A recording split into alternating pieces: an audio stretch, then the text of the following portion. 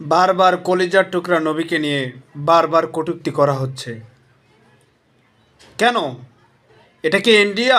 জোর করে জয় শ্রীরাম বলাইবা, না বললে হত্যা করবা? কেন বারবার আল্লাহ রাসূলকে নিয়ে এই দেশে কটূক্তি কেন হবে? মুসলমানরা তার আল্লাহ রাসূলের জন্য জীবনও দিতে পারবে। সত্যিকারের যেটা মুসলমান, সেটা আল্লাহ ও রাসূলের জন্য জীবন দিতে পারবে।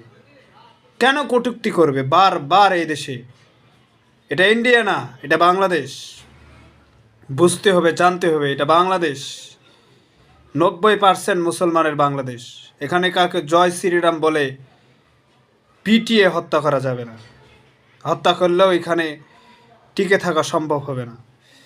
আল্লাহ রাসূলকে কটূক্তির জন্য জীবন দেওয়া ফরজ, কারণ মুসলমানরা তারা তাদের নবীকে সবচেয়ে বেশি ভালোবাসে।